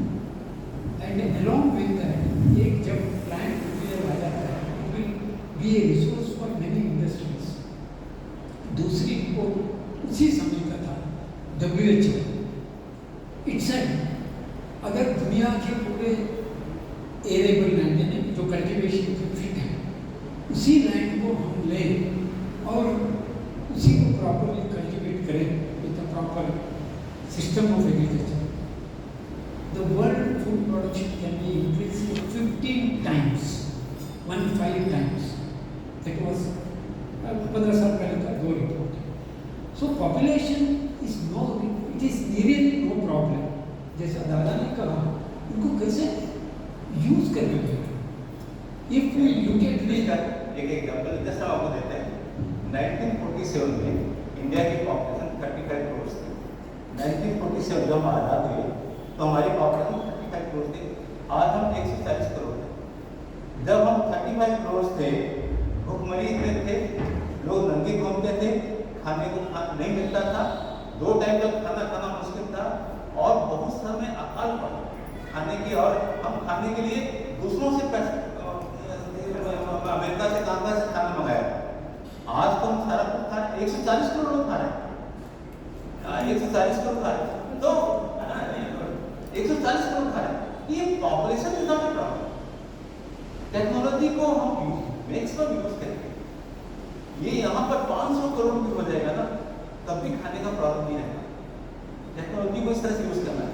लेकिन 35 से 10 टाइम्स बढ़ गया था. अभी 75 साल के अंदर हम 10 टाइम्स ग्रो कर गए और we are better, 10 times more better than what we were in the 27. तो ये जो हमारे तुलनात्मक चीज है, इसी से हमको समझ लाना चाहिए कि पॉपुलेशन ज्यादा प्रॉब्लम. और दूसरी बात जो है पॉपुलेशन को लेकर, पॉपुलेशन के बारे में बताते हैं तो दादा का एग्जाम्पल का थोड़ा आगे मुझसे पूछिए एक question, which is the optimum population for your, तो कोई एक्सपर्ट नहीं बता सकेगा. तो उनसे हमने एक क्वेश्चन पूछा, to provide minimum essential needs of life, तो हमारा ये within the available resources, so what is the optimum population. First question. उसका sub question, if they say for example instead of 140 they say 80 और 100, कौन ज़्यादा है इसमें, weather 60 plus 70 plus वाले और बिलो 10 वाले कौन ज़्यादा है. हाँ, ये तो just to cover the failure of politicians and economist, तो पॉपुलेशन का एक ही आ गया. दूसरी कारण है to create inferiority complex among the people. जैसा किसी घर में चौथा या तीसरा चौथा बच्चा पैदा होता है, जब आजकल जो चल रहा है दूसरे 2 बच्चे के ज़्यादा लोग होते हैं, उनके लिए ये नहीं मिलना है, वो नहीं मिलना है, तो 3rd and 4th child start thinking, क्या मैं बोझ बन गया हूँ इस सोसाइटी के ऊपर, समाज में मैं बोझ हूँ क्या. तो उनके मन में एक हीन मान्यता पैदा होगी. तो वो हीन मान्यता नहीं, to create that this is a capitalistic thinking. दूसरी बात है अपना इतना अनएम्प्लॉयमेंट क्यों है. That are when compared to US, 2 major reasons. एक है जैसा आपने कहा number of colleges, we have open it as a part of business. Engineering college open करते वक्त अपने कंट्री में कोई ये नहीं सोचा कि इनका employment opportunities in the general economy, कितने लोग इंजीनियर्स चाहिए है, कोई नहीं सोचा. किसी पार्टी वाले ने एप्लीकेशन किया, इंजीनियरिंग कॉलेज मिला. एक रेफरेंस बोलता हूँ, जब Mayawati was the chief minister of UP, before that क्या था कि वो engineering colleges flourishing in south states, Andhra Pradesh, Karnataka, Tamil Nadu, it was a big business. तो वहाँ से लोग आते थे. Students used to come from there. तो उन्होंने देखा कि उधर वाले जो एक ही वर्ष में 190 engineering colleges were open in 1 year। This all political consideration. कोई सोचा नहीं कि what is the employment opportunity. This is one reason. Another reason is our education system जो है वो just putting something in the mind, उनके mind में भरना है। It is not employment oriented. जैसा देखिए नॉट स्किल बेस्ड। अभी बीए ऐसा कॉमन आर्ट्स फैकल्टी में लिखा इसका देखिए the syllabus what was there some 50 years back, वही सिलेबस आज भी। उसका जब ग्रेजुएट हो जाता है दो चीज़ें उसमें आ गई। वन, रिस्पेक्ट ऑफ वर्क, और जिसको क्या कैसे बोलते हैं काम की प्रति श्रद्धा and respect for self employment work, वो तो नहीं सिखाया। लैंग्वेजेस पढ़ा था इतना पढ़ के आ गए, तो बाद में आपको उससे बोलिए कुछ काम करो, वो बोलता है मैं तो ग्रेजुएट हूँ, मेरे लिए छोटा काम है, मैं से कैसे करूँ ये। Whereas the Western society, especially in US, जो फिजिकल काम करते हैं जैसा होटल में हो या कहीं पैरामेडिक्स पर, it's all youngsters who study, who earn and study in the colleges। तो उनके लिए जो काम का महत्व जो है नहीं वो अपने यहाँ PhD तक भी पढ़ते हैं। Now we can have two more questions on this. If someone has something in mind, please come on. So otherwise we will have to wind up this session. Anyone has any point? Any kind of point? Yeah, please. My बहुत सारे points हैं। ना नहीं बहुत सारे के अभी हमने डिस्कस किया कि मतलब जो नागेश सर ने एक्सप्लेन किया प्रॉफिटेबिलिटी तो डिवाइड हो जाएगी कि ऊपर वाले को कितना मिलेगा नीचे वाले, पर गवर्नमेंट को पैसा कहाँ से मिलेगा? क्योंकि मेरे अंडरस्टैंडिंग के हिसाब से income tax is not the source which we prefer for government to earn. Second मेरा क्वेश्चन था what is the role of government in generating employment, और प्राइवेटाइजेशन का कितना सिग्निफिकेंस हम बोलते हैं। अपार्ट फ्रॉम दैट एजुकेशन में भी गवर्नमेंट का क्या रोल है, और उसमें गवर्नमेंट इंटरफेयर होनी चाहिए नहीं होनी चाहिए, प्राइवेट में प्राइवेटाइजेशन का क्या रोल है, और मोरलेस ऐसे कि how does government earn money और प्राइवेट और गवर्नमेंट का रोल अलग कैसे डिफाइन किया है। अलग अलग सिस्टम बाबा ने इंडस्ट्री वगैरह जो बनाया है, जो इंडस्ट्री है की industry is run by government, immediate government, cooperative, large scale industries run by cooperatives, फिर small scale run by private schools करके अलग अलग सिस्टम है, बहुत डिटेल में है ये। और एजुकेशन की बात है, एजुकेशन ऑटोनोमस होगा, totally run by autonomous body, government का कोई दखलंदाजी नहीं होगा। गवर्नमेंट ये बोल सकता है, सजेशन दे सकता है, बस और कुछ नहीं। उसके लिए एक्सपर्ट बैठे हैं, एक्सपर्ट अलग बॉडी होगी उसकी। ऑटिस्टिक पैटर्न में सर्किटों की बोर्ड होगी एकदम, वो एकदम डिफरेंट होगा, सब चीज़ अलग होगा। तो इतने कम टाइम में हमने बहुत सारी चीज़ को, बाबा ने प्राउड की पुस्तक प्राउड इन ए नट से 21 पार्ट में है, और उसको बोलेंगे 21 मिनट में हो जाएगा। एक छोटी सी वाक्य बता रहा हूँ मैं। ये आचार्य केशवानंद दादा ने पुस्तक लिखी है, मेरे रहस्यमय बाबा। तो बाबा एक दिन चलते चलते पूछते हैं कि उससे केशवानंद जी से, अपने प्रिय से, बोले किंसुक आजकल क्या कर रहा है, अपना जो डॉक्टरेट समझने के बारे में। बाबा तो दादा बोलते हैं आजकल वो प्राउड की स्टडी कर रहा है। तो बाबा बोलते हैं 1 घंटे प्राउड पढ़ा है तो उसको समझने के लिए 4 घंटा साधना करनी पड़ेगी। तो हम लोग सोचे कि 20 पार्ट है उसको एक दिन में समझ जाए, बता दें, ये संभव नहीं है। वो इतना विशाल चीज प्राउड इतना, और बता भी दे, बताया ना, प्राउड का बेस है स्पिरिचुअलिटी पूरा ऐसा बोल के डिस्कस नहीं, डिस्करेज नहीं कर रहा हूँ, मतलब ये डिस्करेज नहीं है, यही है अध्यात्म। आपको साधना तो करनी ही होगी, मतलब साधना करनी पड़ेगी। उसका बेस है पूरा प्राउड संग छद्धम पे आधारित है। समाना में जितनी समाजा स्वाध्याय में पढ़े वो बेस है उसका। प्राउड का बेस ही अध्यात्म है। अध्यात्म नहीं है तो प्राउड नहीं। इसकी फिर अलग से कभी चर्चा करेंगे, टाइम नहीं हुआ। और दादा के जो बोले जनसंख्या के, बाबा के प्रवचन का एक लाइन सुना देता हूँ। बाबा बोलते हैं, देखो जी हमारे परम पुरुष नहीं चाहते कि हमारे बच्चों की संख्या कम हो। बस एक यूट्यूब में है। गवर्नमेंट का इनकम पता है, करप्शन में पैसा जो जा रहा है इनकम टैक्स नहीं है। हाँ एक चीज मैं बता रहा हूँ दादा, इनकम टैक्स प्राउड में नहीं खत्म तो होगा क्या? अभी हमारे देश का बहुत सारा पैसा स्विस बैंक में चला गया। किसने गया? इनकम टैक्स बचाने के लिए। तो जब कोई पैसा नहीं जाएगा तो जो पैसा यहाँ रहेगा उससे इंडस्ट्री खुलेगा, लोगों को जॉब मिलेगा, पैसा रन करेगा। तो देखिए रन होगा तो उससे लोगों को नौकरी मिलेगी, सब मिलेगी। गवर्नमेंट समझती है इनकम टैक्स में जितना पैसा गवर्नमेंट को मिलता है उसका करीब 70-75% उसकी स्टैब्लिशमेंट में खर्चा हो जाता है। स्टैब्लिशमेंट इतने बड़े ऑफिस है, कई लाख रुपए उनके जो उनके कर्मचारी ऑफिसर उनको कई लाखों रुपए उनके सैलरी है। तो वो सबको टोटल करेंगे तो एक बार ऐसी गवर्नमेंट का था मोर देन 50% जो कलेक्शन आता है वो स्टैब्लिशमेंट में खर्चा हो जा रहा है। तो वो पैसा बचेगा, बाहर में जा रहा है, ब्लैक मनी के रूप में जा रहा है, वो सब इंडिया में रहेगा, सर्कुलेट होगा, इंडस्ट्री खुलेगा, लोगों को एम्प्लॉयमेंट मिलेगा। इनकम टैक्स मतलब बंद करने पर हम ही लोगों को फायदा है।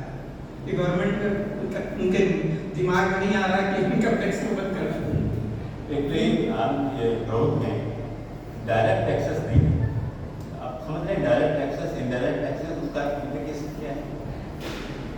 डायरेक्ट टैक्सेस वह है कि जो हमसे लिया जा रहा है, हमने कुछ पैसा कमाया, आप कहते हैं इसमें से हमको पैसा दो, ये हो गया डायरेक्ट टैक्स, उसमें आप भी रिस्पॉन्सिबल हो गया।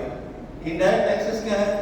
हम कुछ भी खरीद रहे हैं सामान, उसमें टैक्स शामिल है, हमको नहीं मालूम, हम सामान खरीद रहे हैं क्योंकि हम खरीदना चाहते हैं, हमारी अफोर्डेबिलिटी है इसलिए हम उसको खरीद रहे हैं। लेकिन जो चीज़ खरीद रहे हैं उसमें 30% टैक्स जाता है, लेकिन हमको बॉदर नहीं करता। लेकिन हमारे पास 100 रुपये आ गया और तुम कहो 30 रुपये हमको दे दो तो हमको बहुत खर्चा है। तो अब ये जो 30 रुपये हमसे लिया जाएगा तो हमको बहुत तकलीफ होगी। प्रभु कहता है ये जो व्यवस्था है इसको हमको नहीं चाहिए, हम तुमसे पैसा नहीं लेंगे, तुम्हारे पास जो पैसा है दिल खोल के खर्चा करो, जितना करना है, कुछ भी छिपाने की जरूरत नहीं है। गवर्नमेंट की व्यवस्था वो जो इनडायरेक्ट टैक्स है उससे चलेगी। और बाबा ने तो उसमें एग्जाम्पल दिया था, बजट को लेकर के एक आदमी बैठे हुए थे, बाबा ने कहा जरा देखो बजट में इनकम टैक्स का कितना पैसा है, वो मुश्किल से 20% था, पूरे गवर्नमेंट बजट में 20% कम था, 10-15% था। कि देखो अब 10% के लिए आप पूरे आदमी को डर के माहौल में रखते हैं, इसकी आवश्यकता नहीं है। और ये पैसा ये आदमी को मिल जाए, मान लो 30 रुपये हमसे आप ले रहे हो, हमको नहीं, हम अपने पास रखेंगे, तो हम क्या करेंगे? खर्चा करेंगे। खर्चा करेंगे तो क्या होगा? इकोनॉमी ग्रो करेगी। तो इकोनॉमी ग्रो करेगी तो उस इकोनॉमी में भी इनडायरेक्ट टैक्स रहेगा, पैसा कहाँ जाएगा? सरकार के पास जाएगा। सेटिस्फेक्शन किसका बढ़ गया? आदमी का बढ़ गया। तो उसका इनडायरेक्ट फायदा बहुत ज्यादा है, सरकार को फायदा मिल रहा है, क्योंकि हम जैसे जैसे मनी को इकोनॉमी में ज्यादा डिप्लॉय करते चले जाएंगे, टैक्सेस तो गवर्नमेंट को मिलने वाला है और आनंद तो उसको मिल रहा है, यूजर को मिल रहा है, डर का माहौल नहीं, चोरी की भी जरूरत नहीं है। जो कि आप बोलते हैं स्विस बैंक में इधर उधर जो चोरी जो किए हैं, ये आज फ्री कर दें, लोगों को कहें कि टैक्स इनकम टैक्स नहीं होगा, तो लोगों के पास 100 करोड़ 200 करोड़ रुपए ऐसे तालीम करते हैं।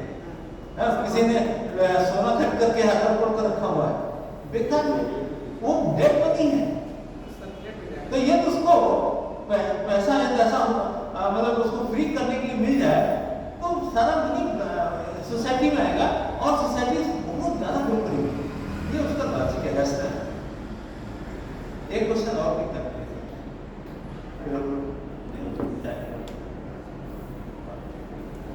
10 मिनट लगे। दादा कोऑपरेटिव की हम लोग बात करते हैं, तो अभी तक हम लोगों ने कभी ऐसा हुआ कि ब्लॉक लेवल पे हम लोगों ने कहीं कोशिश किया कोऑपरेटिव चलाने के लिए या कुछ ऐसा? आपको वो बात कर रहे हो जो झूठी रथ पर नमक छिड़कने वाली बात। नहीं हमारे क्या है, बाबा ने बहुत अच्छी अच्छी चीजें दी, लेकिन जो जिनको उन्होंने दी वो लोग लायक नहीं। मैं तो सीधी बात कर रहा हूँ, मैं सीधी दिल की बात नहीं बताया। यदि हम लायक होते तो कुछ करते, लेकिन अपने जीवन काल में हम ऐसे ना चले जाएं कि फिर आने वाली पीढ़ी कहे कि जितने लोग पहले चले गए सब नालायक थे, बाबा कितनी सी चीजों को कुछ नहीं किए। इसके लिए हमको प्रयास करना है। हम लोग नहीं कुछ कर रहे हैं, ये कर रहे हैं तो नेम सेक के लिए कर रहे हैं। आज भी ये शिविर कर रहे हैं नेम सेक के लिए, हम जिंदा हैं इसलिए दिखाने के लिए। इसका कोई मतलब नहीं है। इसको तो हमको बाहर करना था, बाहर चौराहे पे खड़े होकर अपनी भाषण देना था, लोगों को बताना था कि क्रोध क्या है, कैसे हमारी समस्या का हल लेके आएंगे, हम कैसे क्या करेंगे। ये हमारे दिल की इच्छा थी, हम नहीं कर पाए। हम चाह रहे हैं कि हम लोग खुद तो 10-20 लोग इकट्ठे तो हो जाए, फिर हम आगे कुछ करें। तो क्या है, एक व्यवस्था है बाबा ने दिया है, बहुत सुंदर व्यवस्था है। इसको समझने के लिए दादा ने बोला थोड़ा साधना की आवश्यकता है।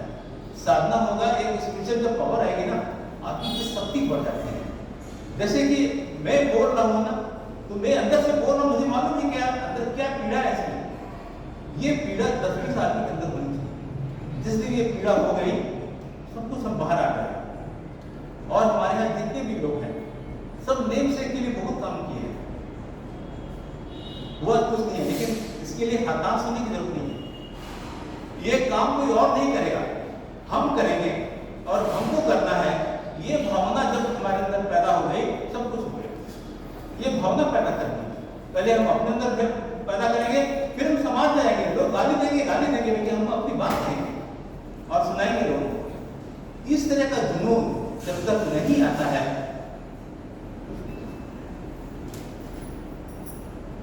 तो मेरा एक क्वेश्चन। हाँ, अभी जो हम लोग ये कार्यक्रम कर रहे हैं, इसका पर्पस यही है कि लोगों को जागरूक करना और पॉलिटिकली हम लोगों को जाना चाहिए। क्योंकि जब तक हम लोग पैरेलल संस्था के साथ मिलके या कोई भी सिस्टम के साथ मिलके अगर हम लोग उस चीज़ को नहीं रखते हैं, उसका कोई फ़ायदा नहीं है।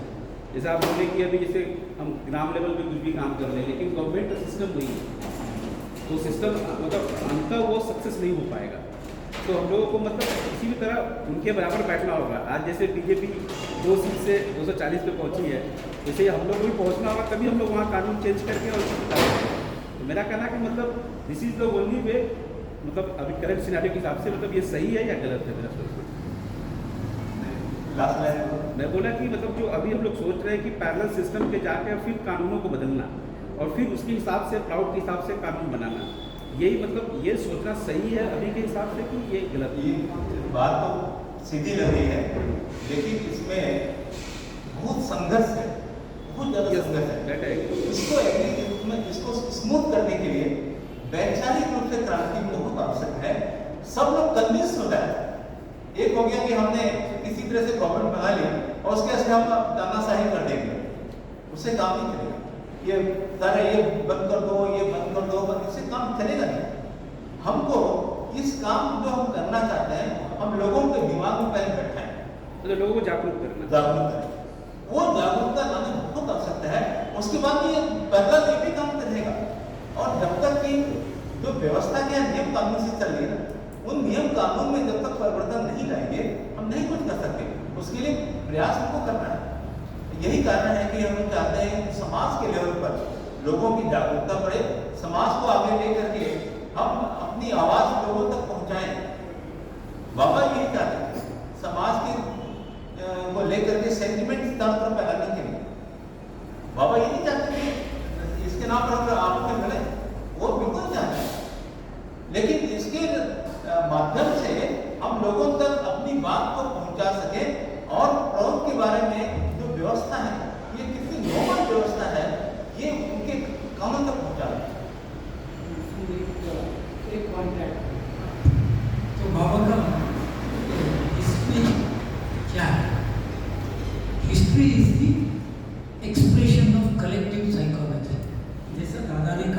कोई हम पावर में आ गए प्रॉपर्टीज तो एक दिन में 2 दिन में सिस्टम लागू करना नहीं होगा, 1 साल में भी नहीं होगा जब तक लोगों की चाहत वैसा हो। इसलिए कलेक्टिव साइकोलॉजी को बदलने का कोशिश करना होगा। कलेक्टिव साइकोलॉजी ऐसा होनी चाहिए जैसा दादा ने कहा, प्रभु के जो चाहत है, प्रभु के जो पर्पसेस है, it should be converted into collective psychology. लोगों की चाहत होनी चाहिए, नहीं तो पीपल विल नॉट एक्सेप्ट। इसके लिए प्रभु का जो प्रिंसिपल्स है, मेन लोगों तक पहुंचाना है और इंटेलेक्चुअल रेवोल्यूशन ऐसा होना चाहिए कि लोग उसको लोगों की चाहत बने हुए, then it will certainly they will accept. And our role is to reach the people and make them feel that they need this। जब तक उसकी ज़रूरत महसूस नहीं होती तब तक के लिए लोग इसके बारे में सोचेंगे नहीं। जब इसकी ज़रूरत उसको महसूस होगी और सोचेगा कि यार मुझे ये चाहिए, then he will or she will start supporting this idea। वो करने की जिम्मेदारी प्रोटेक्शन। मेरे ख्याल से इसी के साथ में इस सेशन को समाप्त करते हैं। मुझे लगता है कि बहुत सारे लोगों के जो प्रश्न थे वो प्रश्न मन में अभी भी वही घूम रहे होंगे कि ये तो 100% रोजगार की जो व्यवस्था है ये शायद संभव ना हो, लोग ये सोचें। लेकिन हम जब इन बातों को कहते हैं, इस भावना को लेकर कर रहे हैं, उस भावना को समझने की जरूरत है। मानव के अंदर जब कल्याणकारी भावना आएगी, हर एक सुख का दुख सबका हम साझा करेंगे, तो हम एक दूसरे की समस्याओं के बारे में जब खुद सोचेंगे तो वो समस्या रोजगार की समस्या रहेगी, वो सबकी समस्या होगी, सब उसका समाधान करेंगे, कोई प्रॉब्लम नहीं होगी। ये रोजगार जो है ये एक जरूरी नहीं कि सबको रोजगार मिल ही जाए, लेकिन सब एक संतुष्टपूर्ण जीवन व्यतीत कर सके ऐसी व्यवस्था बहुत इंपॉर्टेंट है। जरूरी नहीं कि लोग 10 घंटे 12 घंटे काम करें, लोग 1 घंटे 2 घंटे काम करके भी संतुष्ट जीवन व्यतीत कर सकते हैं। इसके पहले भी देखिए, एक किसान है, वो साल में कितने दिन काम करता है? मुश्किल से 2 दिन।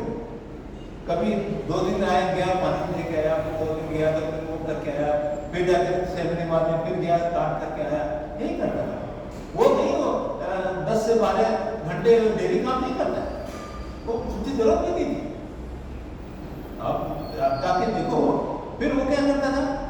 खाली समय है, संगीत में, नृत्य में, त्योहार में, उसमें खूब नाचते करते थे, एक अच्छा जीवन व्यतीत करते थे, संतुष्ट जीवन व्यतीत करते थे।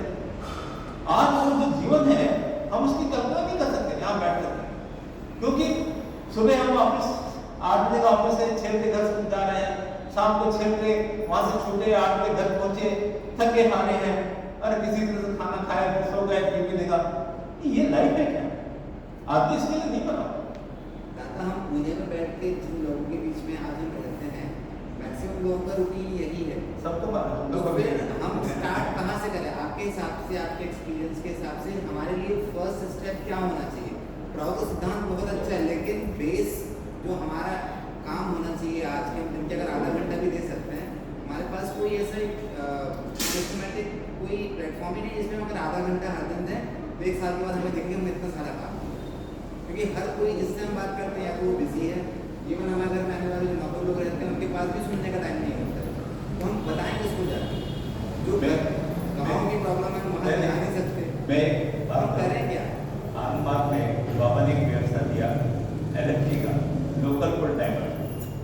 LFT बहुत इंपॉर्टेंट है, जो आज एक नहीं है। लोकल फुल टाइमर उसका एग्जाम्पल है, नरेंद्र मोदी क्या था? LFT था, उसने कहाँ से कहाँ पहुँचा दिया बीजेपी। एक ही आदमी है ना, LFT है ना, हमारे पास LFT नहीं है। हम LFT बन भी नहीं सकते, तो हम क्या करें? ऐसा मतलब बन सकते हैं, हमारे अंदर तो कहना जाना चाहिए ना कि हमको ये काम करना है, जीवन हमारे लिए इसके लिए समर्पित है। जब वो समर्पित की भावना जगेगी, सब कुछ हो जाएगा। अब ये ऐसा नहीं कि हमको मोदी बनना इसलिए ऐसा करना करोड़पति बने या नहीं बने, कोई उनको पहचाने या नहीं पहचाने, लेकिन हम एक उद्देश्य को लेकर के आगे बढ़ेंगे, ऐसी मन में भावना जब पैदा हो जाएगी काम हो जाएगा। कुछ लोग मिलकर के